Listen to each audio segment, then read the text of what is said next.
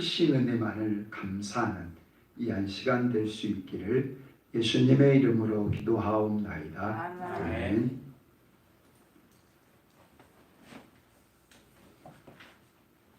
지난 화요일에 211차 평북노회가 부산에서 있었습니다.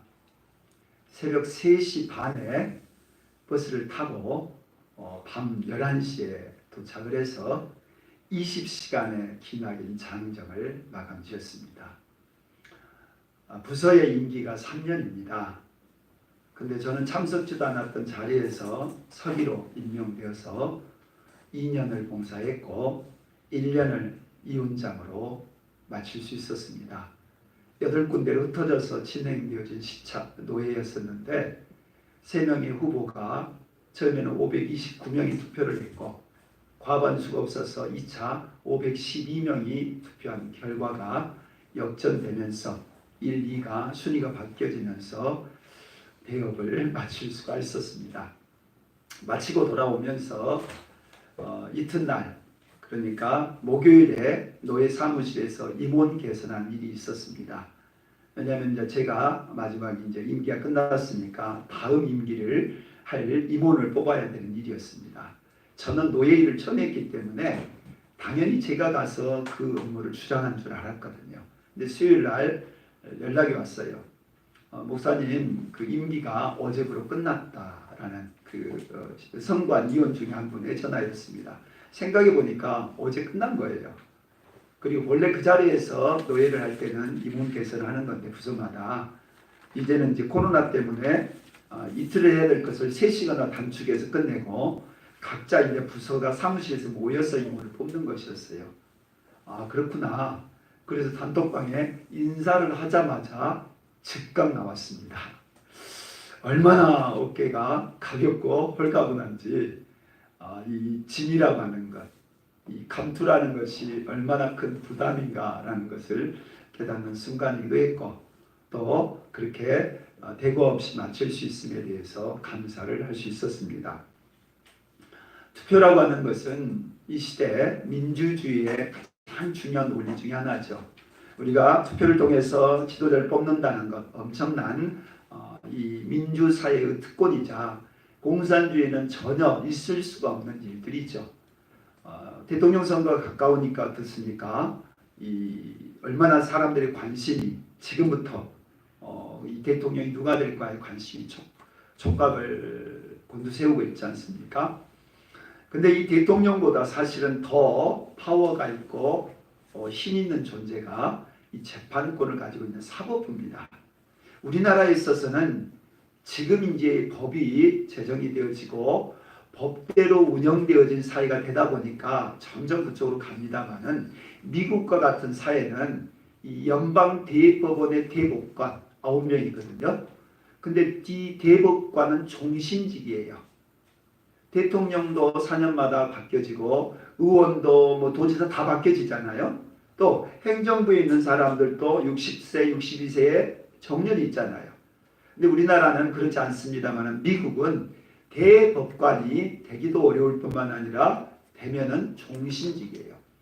그래서 93년도에 긴즈버그라고 하는 진보 인사 여성입니다. 이분이 대법관이었어요. 근데 작년에 돌아가시고 나서 트럼프 대통령이 잘한 것 중에 하나가 잘한 것이라기보다는 본인의 입장에서 이 보수적인 인사인 코니 베넛이라고 하는 48세 된 여성을 이 대법관으로 추천을 해서 지금 임명이 됐습니다. 그래서 그동안은 이 4대5로 진보적으로 기울었던 미국 연방 대법원의 판결이 이 보수, 뼛속까지 보수라고 했었던 이 베넛이 들어감으로써 이제 4대5의 보수적인 것으로 바뀌어졌다라고 말을 해요. 그만큼 이 대법관, 이 재판관의 권위가 엄청나다는 거죠. 뭐 우리나라도 그렇지 않습니까? 대통령을 탄핵하는 것이 누구예요? 국회의원이지만 국회의원들의 그 결의를 합법화시켜서 대통령직을 박탈시킨 것은 헌법재판소의 재판관들이에요. 그러니까 이 재판이라고 하는 것은 고대 사회나 지금 사회나 매우 중요합니다. 오늘 지금 우리는 이 사도 바울이 재판을 받고 있는 그 장면을 살펴보고 있는 거예요. 재판장에 끌려가서 지금 재판을 받고 있는 거예요. 1절 보게 되면 닷새 후에 대제사장 아나니아가 어떤 장로들과 한 변호사 더들로와 함께 내려와서 총대가 앞에서 바울을 고발하니라. 닷새 후라고 하는 뜻은 뭡니까? 지난번 23장에서 자객들이 암살단을 조직하고 바울을 죽이려고 하는 첩보를 입수하고 한밤중에 군대를 동원해서 그것도 470명이라는 80명이라는 군대를 동원해 가지고 밤에 호위해 가지고 이 가이사라라고 하는 곳으로 이제 이 호송을 하게 된 것이죠. 거기서는 헤롯의 감옥이 있고 암살단들이 공격할 수 없는 그런 초롱성과 같은 요새 속에 있게 되었다 이 말이죠. 닷새후라고 하는 것은 암살이 실패로 돌아가고 나서 닷새후.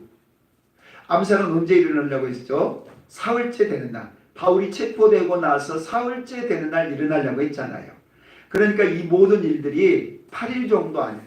10일 이내에 일어나는 굉장히 정광석화와 같이 빠르게 진행되고 있는 재판이다라는 겁니다. 왜 그렇겠어요?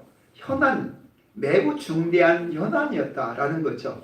왜냐하면 유대인들 모두가 지금 봉기를 할 만큼 흥분해 있고 이 폭동이 일어날 만한 상황이었기 때문에 이 상황을 잠잠하게 만들기 위해서 재판을 급하게 진행을 했다는 겁니다. 그래서 대제사장과 장로들이 변호사를 데려왔다라고 하는데 이 사람은 변호사라기보다는 법률 전문가로서 검사에 해당합니다. 왜냐하면 바울을 고발해서 바울을 심판하려고 하는 고발하는 사람 더들로입니다. 법률 전문가라는 거죠. 요즘으로 하면 정관입니다. 그리고 이 법계통을 잘 알고 있는 사람을 동원했다라는 뜻입니다. 그리고서는 총독 벨리스 앞에서 지금 재판을 하는 그런 광경입니다. 이 더들로가 이 바울에 대해서 고소하는 내용입니다. 우리가 보니 이 사람은 전염병 같은 자라. 천하에 흩어진 유대인을 다 소유하게 하는 자요. 나사렛 이단의 우두머리라. 세 가지를 지명을 합니다. 바울을 고발하면서 고발의 내용 세 가지. 첫 번째는 전염병 같은 자다. 전염병. 우리가 지금 코로나19를 경험하고 있잖아요. 뭘 느껴요? 전파력이 있다는 거죠. 그리고 해악을 끼친다는 거예요.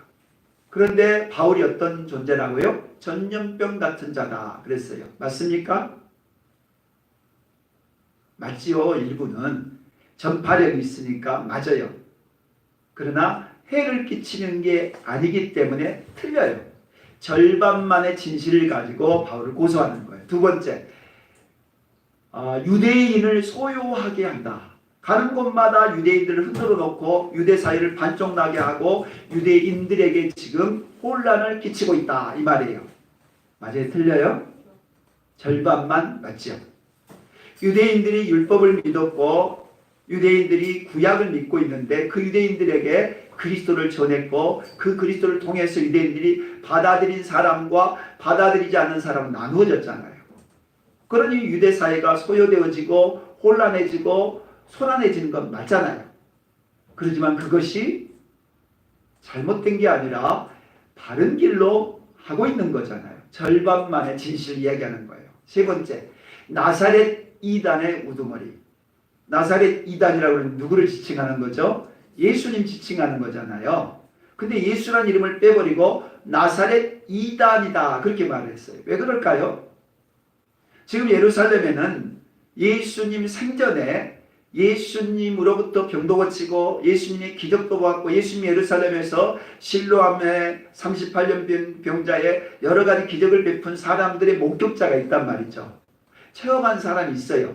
근데 예수님을 지칭해서 나사렛 예수라는 이단 그러면은 문제가 될 소지가 있기 때문에 예수라는 이름을 빼버리고 그냥 나사렛 이단의 우두머리. 바울은 예수라는 사람의 우두머리, 예수라는 이 이단을 전하는 이 교주와 같은 자다라고 그렇게 변론을 하고 있는 거죠. 절반의 진실과 절반의 거짓을 교묘하게 섞었어요. 그리고 표현이 어때요? 자극적이죠. 그래서 벨릭스의 총독의 심기를 흔들어 놓으려고 하는 거죠. 선동을 하고 자극을 하는 사람들의 특징이 그렇습니다. 공포를 일으키고 두려움을 줘서 당신 내 말 안 들으면 큰일 나, 그렇게 만드는 거예요. 우리 사회가 지금 굉장히 혼란한 이유 중에 하나가 이 팩트와 거짓이 섞여져 있어요. 신문도 그렇고 방송도 그렇고 유튜브도 그렇고 심지어 교회마저도 그래요. 이게 분간하기가 어려워요. 그 특징이 뭐냐? 거짓의 특징은 공포를 불러일으켜요. 그래서 사람들로부터 안 하면 안 될 수 없도록 몰아가는 거예요. 이성을 마비시키고 감정을 충동질시켜서 그게 군중 심리라는 거잖아요.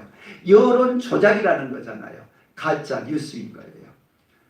당신이 친히 그를 신문하시면 우리가 고발하는 이 모든 일을 아실 수 있나이다 하니 유대인들도 이에 참가하여 이 말이 옳다 주장하니라.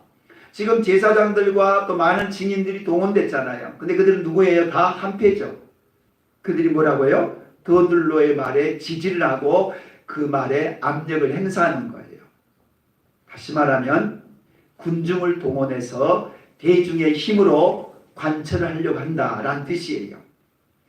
오늘날 우리가 그 여론의 조작들을 볼 때 그걸 잘 분별하실 필요가 있어요. 이 지도층에 있는 사람들이 교묘하게 사람들의 여론을 조작하면서 사람들을 엉뚱한 길로 이끌어갑니다. 그러니까 대중들은 겉으로 드러나는 것만 보기 때문에 처음에는 달을 바라보다가 달이 아닌 손가락 바라보고 나서 손가락이 가리킨 연못의 달로 가버린다는 거예요. 그러니까 지금 이 더들로는 사람들에게 선동적인 언사로 이 벨릭스에게 말을 했고 거기에 군중들이 동원이 돼가지고 압력을 행사하는 거예요. 다시 말하면 우리들 모두가 지지하고 있는 이 더들로의 말을, 다시 말하면 바울을 재판하고 바울을 심판하는 일에 우리 의견 안 들어주면 당신 어려움이 있습니다 라는 압력 행사예요. 자, 그런데 이들의 주장 속에서는 한마디로 뭐가 없냐? 팩트가 없어요. 증거가 없다는 거예요. 그래서 바울이 한마디로 그들의 논리를 깨버립니다. 그게 12절입니다. 한번 읽어볼까요? 내가 예루살렘에 예비하러 올라간 지 열이틀밖에 안 되었고 그들은 내가 성전에서 누구와 변론하는 것이나 회당 또는 시중에서 우리를 소동하게 하는 것을 보지 못하였으니 아멘. 그들이 세 가지로 공격을 했잖아요. 전염병, 악한 영향력 끼치고, 두 번째 나사렛 사람이 이다. 그리고 또 하나가 뭐죠? 소요시킨 사람. 예. 이 세 가지 가지고 지금 지적을 했잖아요. 거기에 대해서 팩트를 가지고 반론을 피는 거예요. 내가 예루살렘 올라간 지 12일밖에 안 됐는데 무슨 소요를 일으키느냐. 더더군다나 사람 만난 것에 대한 증거 있냐? 그건 내가 사람들을 선동하더냐? 그리고 내가 거짓말하는 건 증거를 가져와 보라는 거예요. 증거가 없는 거예요. 그런데 사람들은 모두 다 바울을 죽이라고 해요. 거짓이 이렇게 사람들을 미혹해 하고 사람들을 엉뚱한 길로 가게 하는 겁니다. 대선이 다가온다고 했잖아요. 그러다 보니까 교회 안에 두 쪽이 나눠져 있고 나라도 두 쪽이 나눠져 있고 국민들 안에 두 쪽이 나눠져 있어요. 그리고 상대방의 말을 들으려 하지 않아요. 다시 말하면 팩트에 대해서 관심이 없어요. 그리고 자기 진영의 사람들의 얘기만 들어요. 그리고 그것이 계속 확대되면서 말을 그렇게 퍼뜨려 가는 거예요. 그러면 누가 대선에 승리할까요? 거짓을 팩트로 이기는 사람이 승리해요. 아무리 선동을 하고 아무리 거짓으로 사람들을 그렇게 분치를 해도 잠시는 속일 수 있어요. 그러나 오래 가지는 못해요. 왜냐하면 거짓은 반드시 드러나게 되어 있어요. 그러니까 팩트만이 이기는 거예요. 우리도 마찬가지예요. 사회생활이든 가정생활이든 신앙생활이든 거짓이 있으면 반드시 드러납니다. 그리고 수치를 당하는 날이 오게 됩니다. 지금 바울을 국법과 사회법, 법률로 그들이 지금 묶어놓으려고 하는 거잖아요. 근데 소유죄도 없었죠. 집회 시위에 대한 법도 걸리지 않죠. 국가 반란죄도 걸리지 않죠. 어떠한 사회법에 대해서 저촉되지 않았다라는 거예요. 다시 말하면 오늘날 그리스도인들이 함부로 정부에 대해서 비판하면서 또한 함부로 권력에 대해서 비판하는 거 조심해야 된다는 거예요. 바울은 법에 대해서 저촉되지 않았다는 거예요. 우리 그리스도인들이 나라 법이나 사회법에 대해서 저촉되는 일을 해서는 안 된다라는 거예요. 두 번째는 본심이 나오는 거예요.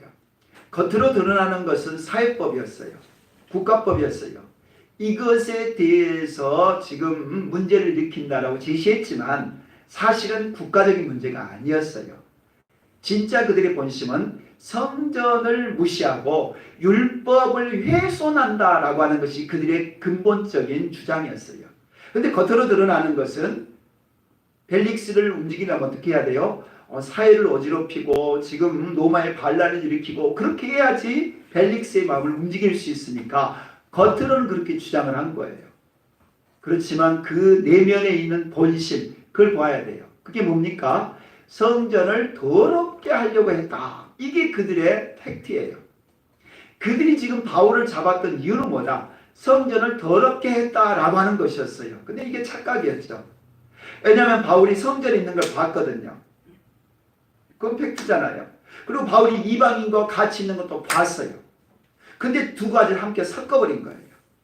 그래서 바울이 이방인을 데리고 성전에 들어가서 성전을 의도적으로 더럽혔다라고 선동을 한 거예요. 누가요?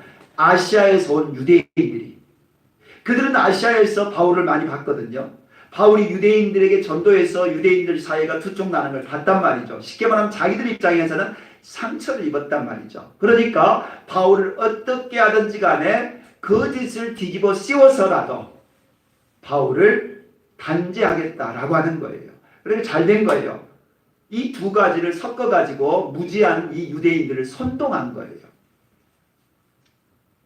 성전을 더럽게 한 것이 아니었다라는 얘기입니다. 그러자 바울이 이렇게 대답을 합니다. 재물을 가지고 와서 드렸고 결례를 행하였고 모임도 없었고 소동도 없었고 성전에만 있었다. 이게 팩트라는 거예요. 바울이 했던 그대로. 바울이 떳떳하잖아요. 실제로 그렇게 한 적이 없으니까. 근데 이 거짓말을 한 사람들은 교묘하게 그걸 섞어가지고 사람들을 혼미하게 만든단 말이죠. 그래서 봐라. 내가 성전에 있는 것, 결례를 행한 것, 내가 제사 드리는 것, 내가 사람들 만나지 않았던 것, 내가 누구한테도 한 적 없지 않느냐라고 말하면서 이 그들의 거짓을 깨뜨리고 있는 것입니다. 그러나 14절 읽어볼까요? 그러나 이것을 당신께 고백하리이다.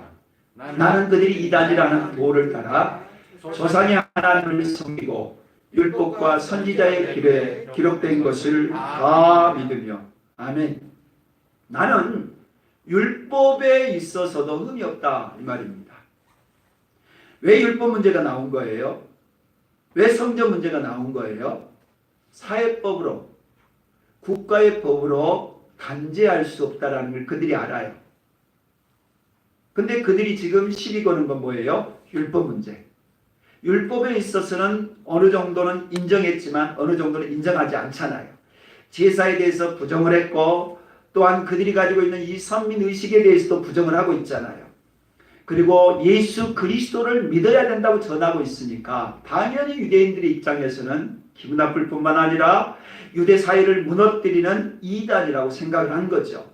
그에 대해서 바울은 뭐라고 합니까? 나는 조상의 하나님을 섬길 뿐만 아니라 율법과 선지자의 글을 다 믿고 있고 나는 성전에 대해서나 또한 율법에 대해서나 제사에 대해서나 유대인에 대해서 폄하한 적이 없다. 이게 팩트라는 거죠. 그 증거가 있냐? 내가 그런 적이 없다는 거예요. 바울만 그래야 돼요? 우리도 그래야 된다는 거예요. 우리도 떳떳해야 된다는 거예요. 어디를 가든지 교회를 가든지 직장에 있든지 가정에 있든지 떳떳해야 돼요. 떳떳해야만 이렇게 말할 수 있잖아요. 이번 주에 44살밖에 안 된 청년이 천국에 갔어요. 근데 그 청년의 페이스북과 또 카카오 스토리를 쭉 살펴보니까 2012년부터 내용이 있더라고요. 10년 역사가 있더라고요. 지난 7월에 몸이 안 좋다라고 하는 감기기도 있고 몸이 안 좋다는 것을 병원에 갔는데 췌장암으로 밝혀졌고 3개월 만에 천국에 간 거예요. 급속도로 상황이 안 좋아졌고 그리고 8월 3일 날 페이스북에 이런 글을 썼더라고요. 그러니까 이미 본인이 죽을 것을 예감을 한 것 같아요. 7월 말에 판명이 되고 나서 태어난 다음에 쓴 거예요. 한 알의 미랄처럼 한 송이의 들꽃처럼. 이게 젊은 날 그가 기도했던 기도의 제목이라는 거예요. 한 알의 미랄처럼 그렇게 인생을 살고 싶다라는 얘기였어요. 그리고 이제 밑에 보면은 힘들고 지칠 때마다 이 찬양을 불렀는데 그럴 때마다 주님이 자기에게 그렇게 말을 했다는 거예요. 너는 교회 학교에서 아이들에게 찬양 교사가 되었고 너는 그들에게 미랄되지 않았냐라는 이유를 주더라는 거예요. 지연아, 너는 아이들에게 미랄이었고 들꽃이었다. 이런 어떤 소리 듣고 가고 싶다. 우리 두 아이를 가르쳤던 선생님이거든요. 얼마나 그 선생님이 신실하게 주님을 섬겼는가 하면은 방송실이 있었어요. 그 방송실에서 근한 15년 이상의 세월 동안 이 방송 영상 카메라를 거의 무보수로 봉사를 했어요. 이 방송을 하고 있다는 게 엄청 어려워요. 왜냐하면 실수 하나 있어서는 안 되는 그런 자리거든요. 미혼으로 43년의 세월을 살다가 천국에 간 형제였는데 그 페이스북을 쭉 살펴보면서 또는 이 블로그 저기를 보면서 카카오 스토리를 보면서 참 잘 살았구나. 어느 것 하나 흠잡힐 내용이 없더라고요. 그리고 두 가지를 느꼈어요. 아하, 디지털 시대에 모든 게 기록으로 남는다. 단 하나도 기록으로 남는다라는 걸 생각이 들었어요. 그래서 죽기 전에는 모든 기록들 다 마무리 지으셔야 되겠다라는 생각 하나 하고 또 하나는 정말로 잘 살았구나. 오직 하나님만을 믿고 그렇게 살았던 청년이구나 라는 생각이 들었습니다. 우리도 바울이 하나님 앞에서 사람 앞에서 양심적으로 부끄럽지 않다 그렇게 고백을 하거든요. 그래서 우리도 사회적으로나 신앙적으로나 교회에 있어서나 가정에 있어서 흠이 없는 그런 사람 되어야 되겠다라는 마음이 들었습니다. 세 번째입니다. 15절 그들이 기다린 바 하나님께 향한 소망을 나도 가졌으니 곧 의인과 악인의 부활이 있으리라 함이니이다. 아멘. 사회법으로도 저촉되지 않았던 바울이었어요. 율법에 있어서도 흠이 없었던 바울이었어요. 그러나 이 모든 법보다도 바울에게 있어서 마지막까지 타협할 수 없고 양보할 수 없는 것 한 가지, 그게 부활이었다라는 겁니다. 의인과 악인의 부활, 이것이 바로 내가 절대적으로 고수하고 있는 법이다라는 거예요. 21절에도 내가 죽은 자의 부활에 대하여 오늘 너희 앞에서 신문을 받는다고 하는 이 소리가 내가 오늘 이 자리까지 재판받게 한다라는 뜻이에요. 이것은 21장에 보게 되면 바울이 잡혔을 때, 제일 먼저 잡혔을 때 바울이 그 다음 날에 있었던 이 재판정에서 한 얘기입니다. 바리새인들과 사두개인들이 있는 그 공의의 자리에서 나는 죽은 자의 소망에 대해서 재판을 받는다라는 얘기를 한 거예요. 그래서 사두개인과 바리새인 두 쪽 나면서 바리새인들이 죄 없다 해서 위야무야 돼버렸던 그 자리입니다. 거기에서도 부활을 얘기했어요. 또 벨릭스 앞에서도 부활을 얘기합니다. 그리고 나중에 아그리빠 왕이라는 사람 앞에서도 부활을 얘기합니다. 다시 말하면 바울에게 있어서 절대적으로 양보할 수 없는 그 어떤 것에도 그는 타협할 수도 있었고 양보할 수도 있었어요. 다만 복음을 전하고 예수님의 부활을 전하는 일에 있어서 방해만 되지 않는다면 16절 같이 읽어볼까요? 이것으로 말미암아 나도 하나님과 사람에 대하여 항상 양심에 꺼리낌이 없기를 힘쓰노라. 아멘. 이것으로 말미암아 뭐죠? 부활로 말미암아. 부활을 믿기 때문에 예수님을 믿음으로 말미암아 양심에 꺼리낌이 없이 살려고 했다 이 말입니다. 어떠십니까? 예수님 때문에 손해볼지라도 예수님 때문에 꺼리낌이 없이 살았고 예수님 때문에 거짓 없이 살았고 예수님 때문에 손가락질 받지 않도록 살았다 말할 수 있어요? 말 한마디가 우리의 행동 하나가 예수님 때문에 행한 것이냐라는 거죠. 바울은 지금 나는 그 예수의 부활 때문에 이 예수의 부활을 믿고 있기 때문에 내 양심과 내가 하나님과 사람 앞에서 부끄러움이 없이 살았다라는 얘기를 하고 있는 거예요. 사회법으로도 율법으로도 양심으로도 그는 결격 사유가 없을 만큼 살았다는 거예요. 뭐 때문에요? 예수님의 부활을 믿기 때문에. 그래서 유야무야 넘어가 버린 거예요. 왜냐하면 유죄라고 판결도 못하고 무죄라고 판결도 못하잖아요. 만약에 유죄라고 판결하면 죄가 있어야 되는데 증거도 없잖아요. 유죄로 판결할 수 없는 거예요. 그럼 만약에 무죄라고 하면 어떻게 되는 거예요? 바울을 석방시켜 주셔야 되잖아요. 근데 석방시키면 어떤 일이 있습니까? 40명의 암살단이 바울을 지금 죽이려고 하고 있는 상황이잖아요. 그걸 알고 있는 이 벨릭스 입장에서 만약 로마 시민이었던 바울이 그렇게 해서 죽임당했다 그러면 자기가 처벌을 받잖아요. 그러니 무죄라고 할 수도 없고 유죄라 할 수 없으니까 그냥 유보 조치를 내려버립니다. 그래서 천부장인 루시아가 오게 되면 다시 재판하자 하면서 그 기간을 무려 2년이나 끌어버려요. 8일 만에 이루어진 전격적인 재판이 2년이나 연장돼 버린 거예요. 그러면서 하나님이 로마에 대한 새로운 꿈을 갖게 하시더라라는 얘기입니다. 그래서 벨릭스가 며칠 후에 다시 이 바울을 불렀다는 대목이 나와요. 25절, 24절을 보면은 그의 아내 유대인 여자 드루실라와 함께 벨릭스가 바울을 불러서 이제 다시 한번 또 듣습니다. 개인적으로 듣는 거죠. 그때 세 가지를 이야기합니다. 의와 절제와 심판. 그러자 이 얘기를 듣고 나서 벨릭스가 두려워서 돌려보내고 돈을 받을 줄 알고 기다리다가 2년이라는 세월이 지났다는 얘기가 나와요. 의가 뭡니까? 인간은 절대적으로 의로운 자가 아니다라는 뜻이죠. 의란 하나님이 주신 예수 그리스도만이 의다라는 뜻이겠죠. 두 번째는 절제가 뭐예요? 의인된 자들은, 의롭게 된 자들은 어떻게 살아야 된다? 죄와 타협하지 말고 죄를 이기는 자로 절제하며 살아야 된다는 뜻 아니겠어요? 그래야만 어떻게 되는 거예요? 심판대에서 우리가 승리할 수 있고 영광 받을 수 있다라는 거죠. 성령이 오시면 우리에게 가르쳐 주는 게 세 가지라고 그랬죠. 죄가 무엇이고 의가 무엇이고 심판이 무엇인가를 가르쳐 준다고 그랬어요. 바울은 똑같이 세 가지를 전하는 거예요. 예수 그리스도를 믿으면 의롭게 된다는 것, 또한 우리가 믿는 자로서 절제하며 살아야 된다는 것, 그리고 마지막 심판이 있다라는 것을 전했다라는 얘기죠. 바울은 사람 앞에서도 하나님 앞에서 부끄러움이 없이 살았다라는 얘기입니다. 지난주에 말씀을 드렸죠. 정치와 종교가 서로 싸울 때는 서로의 영역을 침범할 때 싸운다라고 그랬습니다. 지금 정치 권력이 방역이라고 하는 것 때문에 교회 예배를 제한하고 또한 이 동성애를 합법화하는 문제가 있어서 정부를 반대하는 분들이 계셔요. 그들의 주장이 일리도 있고 맞는 대목도 있습니다.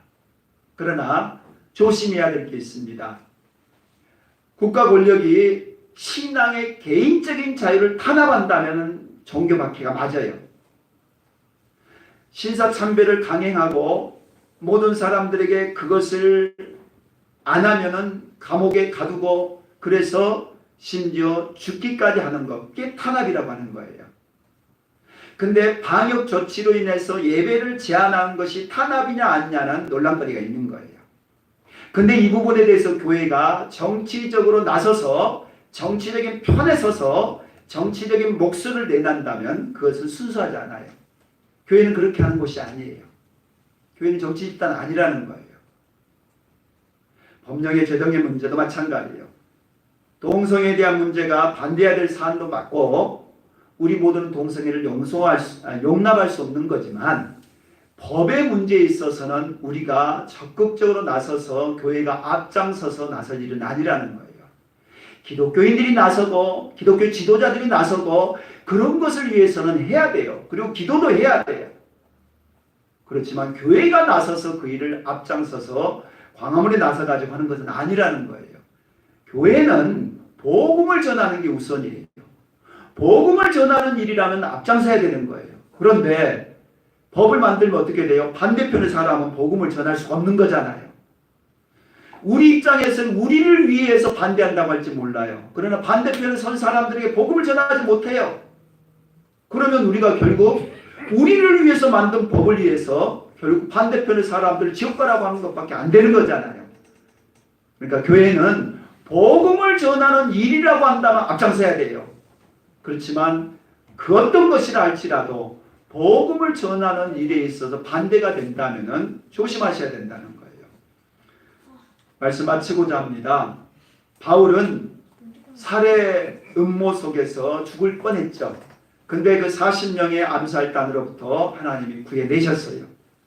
그들은 이런 어떤 물리적으로 또한 암살단을 가지고서 죽일 수 없다는 걸 알게 된 거예요. 그런데 합법적인 방법으로 그를 죽이자라고 한 것이 바로 재판을 건 겁니다.